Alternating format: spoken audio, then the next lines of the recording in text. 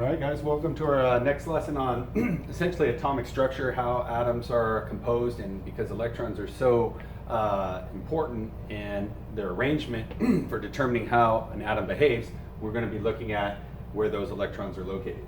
So this is chapter 6 in your book, so anytime, even if I don't assign, you guys might want to look over some things in chapter 6 to supplement what you guys are learning in these video lessons. It says, the unexpected but not unpredictable effect of cops wearing body cams. These guys are on TV. Okay, anyways, you guys, a little physics here. We're going to talk a little bit about electromagnetic waves. And so waves, there's a couple things you want to note in terminology. First of all, the wavelength would be, so think about like light.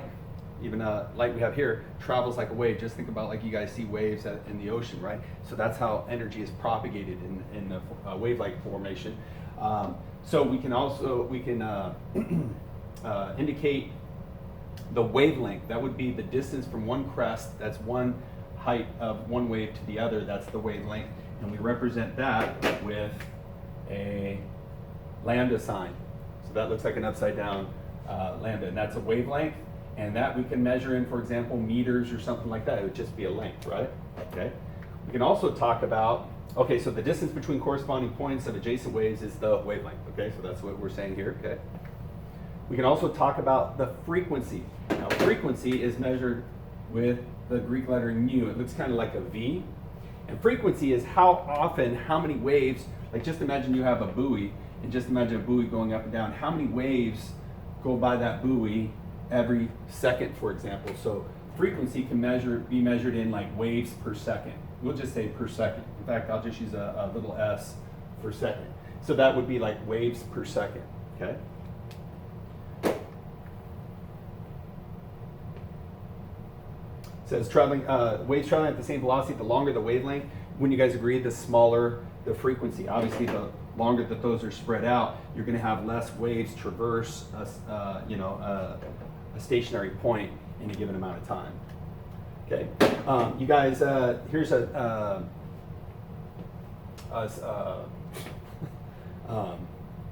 we call it. I just went blank. Oh man, I'm not having a good day. Here we have the speed of light. It's a constant. That's what I'm looking for. It's a constant. It doesn't change. You guys, look how fast light travels. 3 times 10 to the 8 meters per second. You guys know that's a 3 followed by 8 zeros. That's 300 million. That would be 300 million meters per second. So think about this. This is a meter. Imagine 300 million of these. Imagine the length, 300 million. Light travels that distance every second.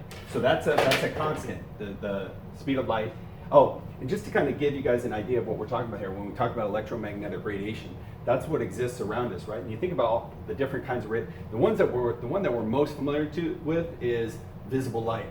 And you guys see visible light fits within a very small range of all the electromagnetic radiation. And this is measured in wavelengths. So if you have a wavelength between 10 to the -6 to 10 to the -5 meters, that would be visible light. And we have sensors on our body, i.e. our eyes, that can detect electromagnetic radiation within that very narrow window. Other kinds of electromagnetic radiation that exist that we might not be able to detect directly are radio waves. You guys will notice this goes from the smallest wavelength to the largest wavelength. Radio waves are very long. They're on the order of even 1,000 meters long from crest to crest. The next longest are microwaves. Next longest is infrared. Then we have the visible light, which is what we're talking about now. Then the ones that have smaller wavelengths than visible light are ultraviolet, X-rays, and gamma rays. This makes up the electromagnetic spectrum. And there's, okay, because this is an equation you want to write down. First of all, you guys remember we've got the speed of light is 3 times 10 to the 8 meters per second. That's the speed of light. That's what c is. So here's something you guys want to know. So the speed of light, which is a constant, is equal to the wavelength times the frequency. Okay. Now, if you guys see, that makes sense, right? Because if it's c is equal to the wavelength times the frequency, look at the units that we use. What's a unit for speed, right? Wouldn't it be meters per second? Well, what's a wavelength for? A unit for wavelength. Wouldn't that be meters? And then what do we say is a unit for frequency? Per second. So if I multiply by per second, you see meter times per second is meters per second, so you see the units work out. So here's an equation you want to write down. So anytime, what this says is, anytime we take the frequency times the frequency, the wavelength times the frequency of an electromagnetic wave, it's going to equal that speed of light constant c.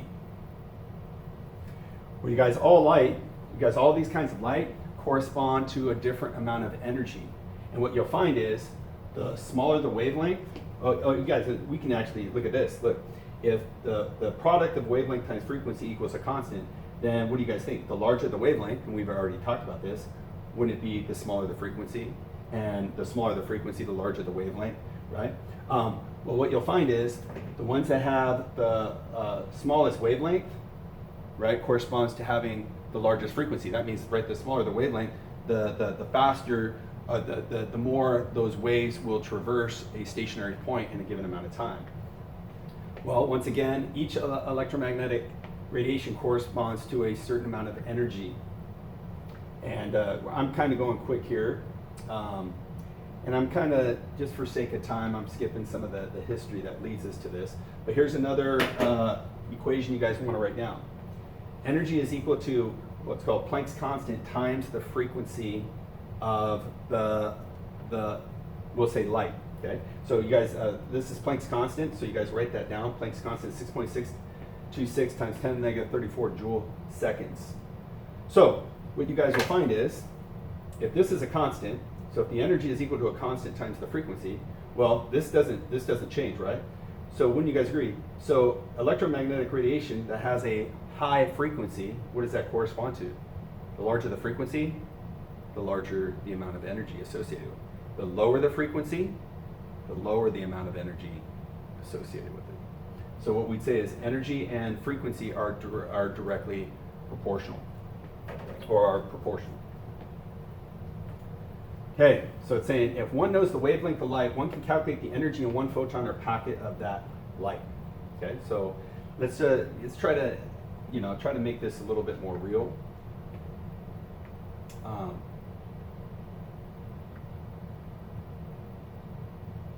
Okay, for atoms and molecules, one does not observe a continuous spectrum one gets from a white light source.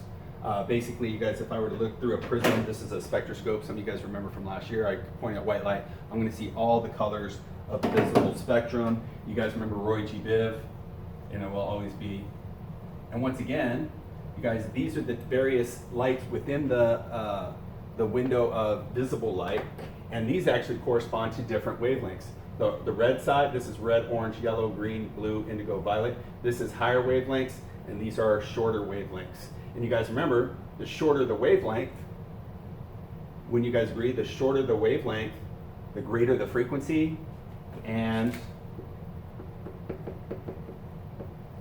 the greater the frequency, the more energy associated with it. So, if we were to see that, I'm wondering if you guys could tell me, what has really more energy per unit, going back to our electromagnetic spectrum, of all of our different electromagnetic radiation, gamma rays, X-rays, ultraviolet, infrared, microwaves, radio frequency, obviously visible light, what do you think would be the most energetic?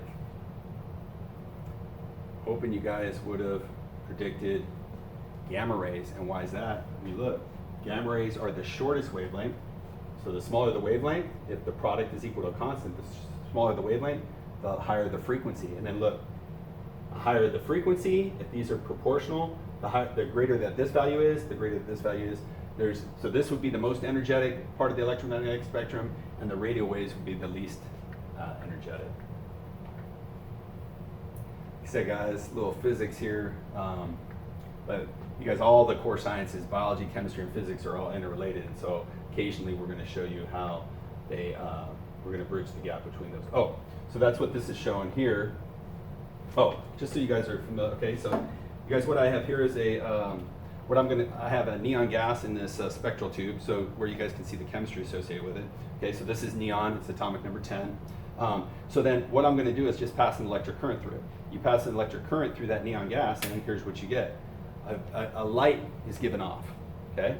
And then if I were to proceed, it's kind of like, that's what this is showing. Then if I were proceed to look through my spectroscope, so that light is hitting my spectroscope, and what's going to happen is it's going to what I'm going to notice is I'm going to notice, and obviously you guys can't see what I'm seeing, but just put this here.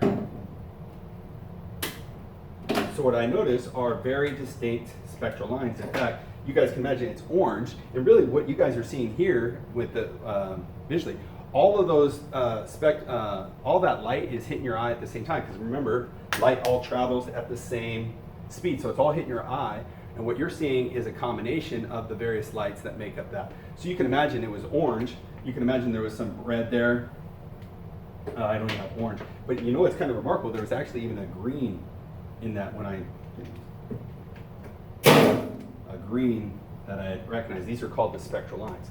And this is the revelation that chemists came to as a result of this when they didn't see the whole spectrum when they looked through a spectroscope at excited elements. And here's really what's happening, just kind of make it simple for you. Imagine, so we got neon, right? It's got atomic number 10. Let's say that's the nucleus. And then just imagine electrons are existing, and we're gonna get to orbitals here in a second. But let's say we got electrons here, and then we've got 8 in the second shell.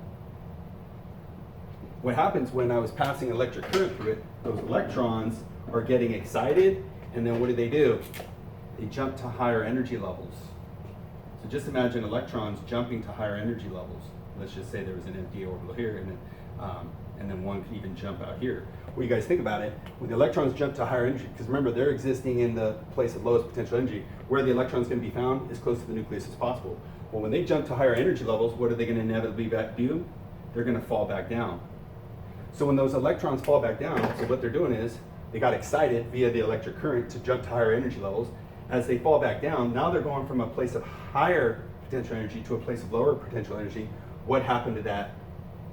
What happened to that energy? It was released in the form of light. So let's say the amount of energy associated with this fall corresponds to a red light. That would be like a red spectral line that I would see through my spectroscope. And then let's say, and I don't even have good colors here. You know what? Let's say this one corresponds to, there's more energy, and therefore you're going to have a different color light. Because remember, the color corresponds to the wavelength. And so with a different wavelength, you're going to have a different frequency. And if you have a different frequency, you're going to have a different energy. And so then you guys can imagine, and if I were to look at this, if I were to see the light given off by this situation, now this is, right, I'm using different colors here. We need it to be the combination of these two, and maybe what I would end up seeing is, I don't know if you guys can see it, like a purple light, which is a combination of all those colors. So basically what we're seeing, so what they realized with this, when they recognize this, what chemists realize is electrons aren't just randomly going all over the orbiting the nucleus. If that were the case, when we would excite them, electrons could jump any and everywhere, and what would you see? You'd see all the colors of the spectrum, and when all those colors of the spectrum hit your eye at the same time, what would you expect to see? You would expect to see a white light, or once again, all those individual spectral lines. But what they notice is they saw very distinct spectral lines with each particular element, indicating electrons are actually located in orbitals of a very specific energy. So when they get excited, they correspond to a certain spectral line, which corresponds to a very discrete amount of energy. That let chemists know that electrons occupy orbitals of specific energy. All right? I know that was a lot. So electrons in an atom can only occupy certain orbitals. Okay, so we're going to go, I'm going to skip some of this, because otherwise I'm going to overwhelm you. Okay, then Schrodinger, he actually did mathematical models which helped us to understand where are electrons located around nucleus. That's what quantum mechanics, you guys, this is an entire college course, and I'm just kind of shrinking it, very, little overview, a few minutes here, quantum mechanics. So we're talking about orbitals. So an orbital describes the spatial distribution of electron density. Okay, orbitals describe the space around the nucleus where you'd most likely find the electron. Little break. On Fridays, it's buy one beer, get another one free. That's what he's telling the bartender. Oh, okay. Here you go. He says, oh, I love substitute bartenders. Don't tell me you guys don't do similar stuff when you get substitute teachers. Okay, so the location of the electron is a set of 4 quantum numbers. It's like the address of the electron. I'm going to just So once again, why are we going to take time to talk about why do I care where electrons are located, where they're orbiting around the nucleus? And that's because the electron arrangement, otherwise known as a configuration, that determines that element's chemical properties. That's what we're interested in as chemists, as young budding chemistry students. We want to know and ultimately be able to predict how atoms of elements will react with other atoms. And if we know how the electrons are arranged, we can make those predictions. Okay, so the first part of the address of an electron is the N.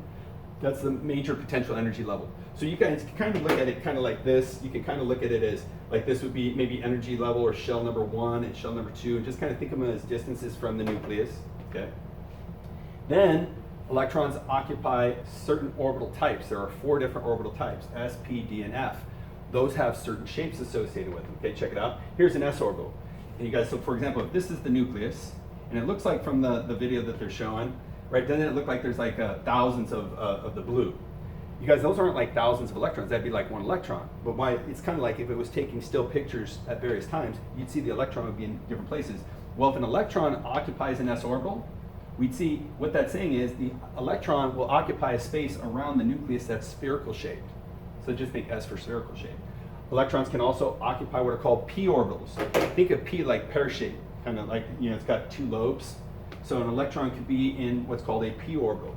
Basically what I'm trying to show you guys is, our initial understanding of an atom, right? You guys know your Jimmy Neutron type of atom. That's way too simplistic. Electrons don't just orbit the nucleus in a nice spherical pattern. They occupy orbitals that can have all kinds of varying shapes. So there was S, there's P, check out D. D orbitals here, they get even like more complex, so electrons can occupy D orbitals.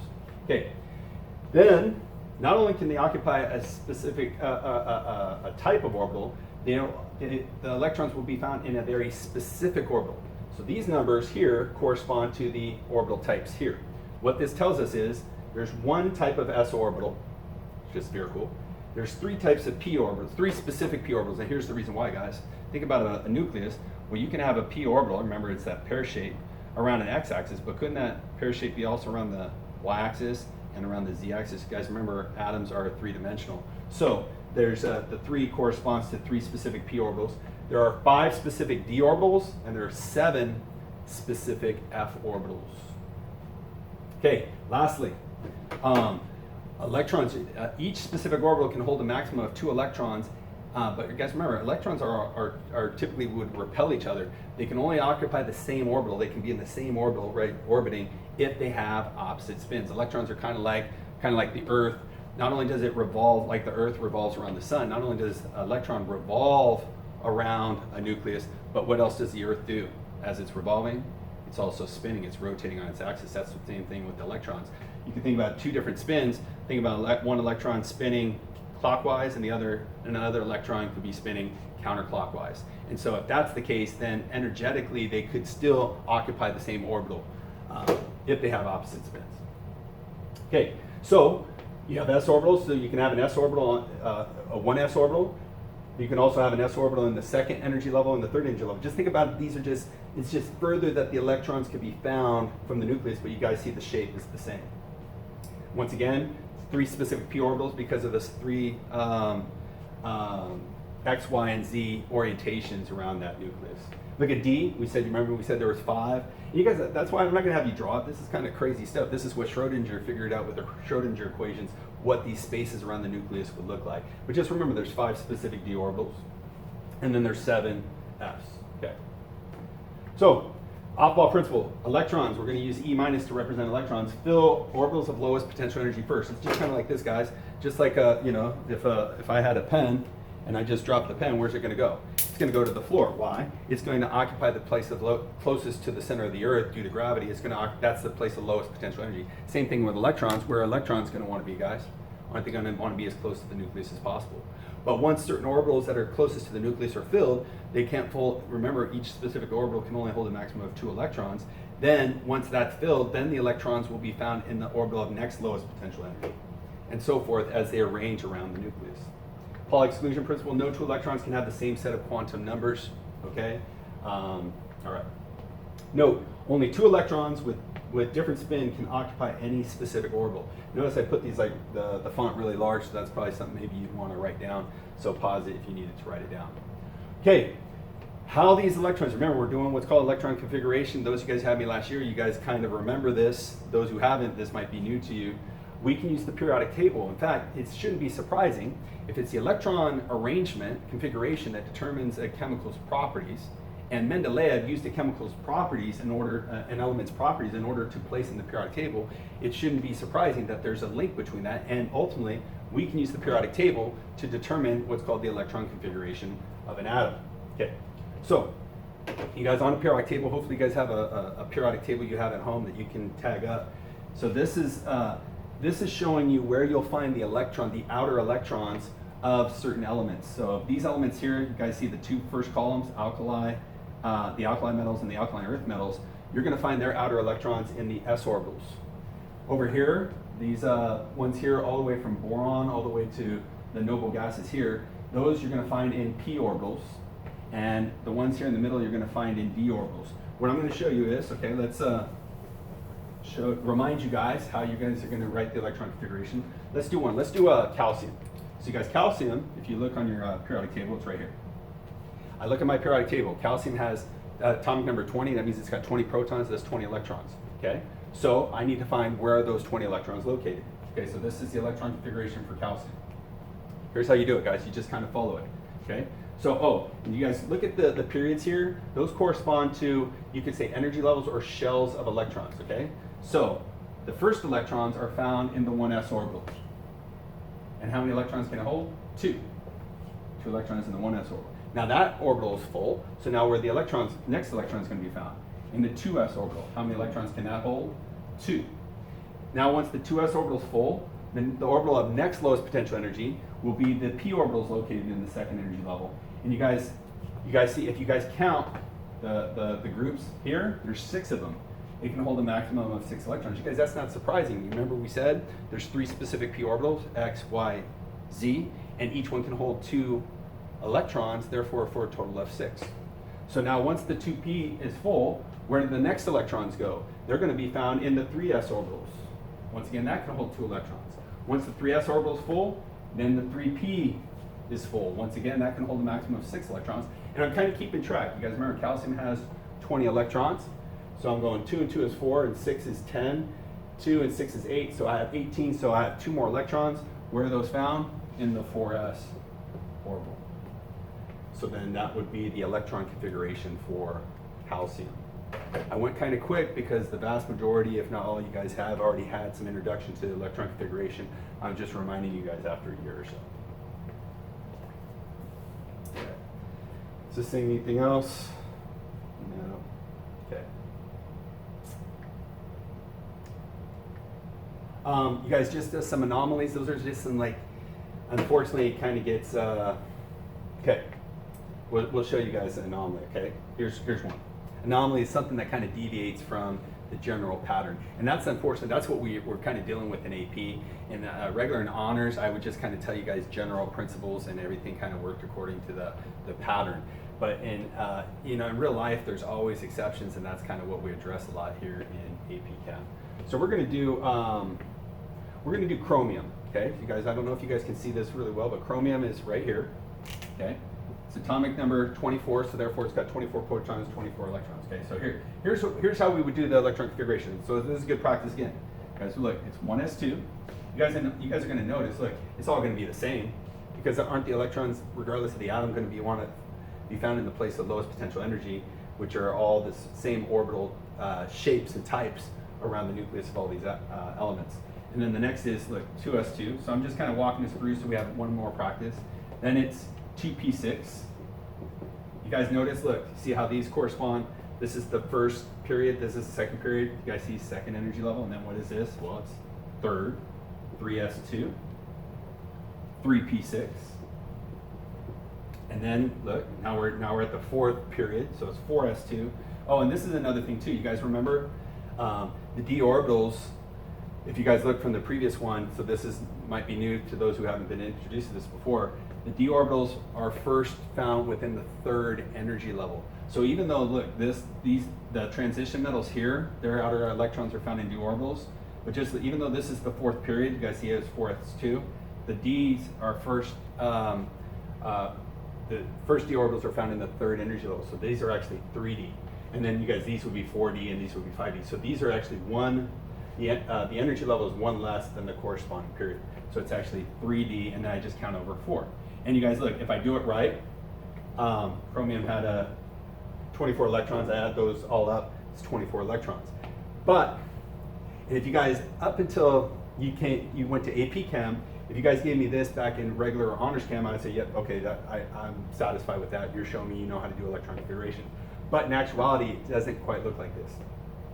And here's what it says. Look, sometimes you guys, it talks about half-filled s and d orbitals.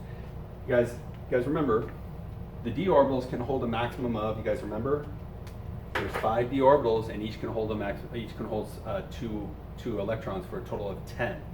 Well, you guys, there's a certain stability associated with half-filled d orbitals. The atom feels a little bit more happy, fat, content, stable. Remember, electrons are going to arrange themselves so that it's most energetically favorable. It's at the lowest potential energy state. So that being said, in actuality, rather than, you guys see, rather than going 4s2, 3d4, you know what it's going to be? It's kind of different. So all this is the same. What's actually going to happen is one of the electrons from the 4s. So by the way, the energy difference between the 4s orbitals are just slightly lower in energy than 3d, and that explains why the 4s gets filled first, even though it seems weird that an orbital in the fourth energy level is being filled before the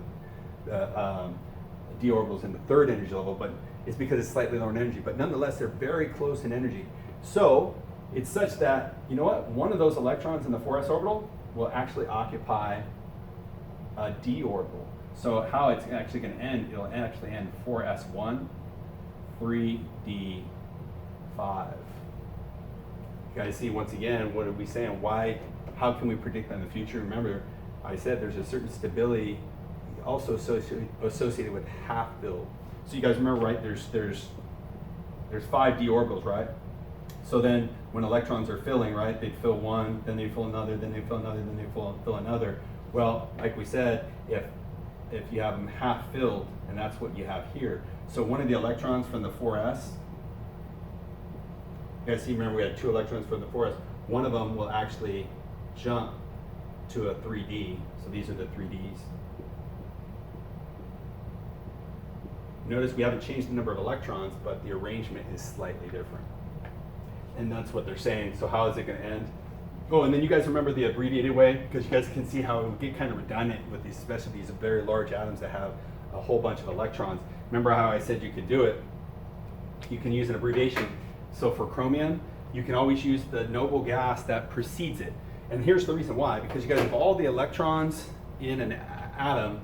What are the important ones? Guys, isn't it just the valence electrons? Those are the ones on the outer shell. Those are the ones that are going to be gained or lost. Those are the ones that are going to determine the chemical reactivity of that atom. So if we're doing chromium here, we get the noble gas before. And why do you choose a noble gas? Because you guys remember, what do we know about noble gases? They have filled outer shells. So just for example, look, I'd pick argon, which is the noble gas before chromium. And what I'm saying is, when I put argon, I'm saying chromium's first 18 electrons are just like argon. And why do I put that? Because I don't really care about those electrons. Remember, look. Here's 1 filled shell, 2 filled shells, 3 filled shells. Argon has 3 full shells of electrons, right? What am I interested in chromium though? Just the valence electrons, the electrons that are in that outer 4th shell. So that's what I'm showing. And there's 6 of them, 1, 2, 3, 4, 5, 6. And so what am I doing? I'm showing the electron configuration for the valence electrons. So it's a lot easier. Rather than writing this whole thing out, I can just say argon, 4s1, 3d5. Okay, and that occurs because the 4s and 3d are very close in energy. All right, guys, thanks for sticking with me. We'll see you next time. Bye.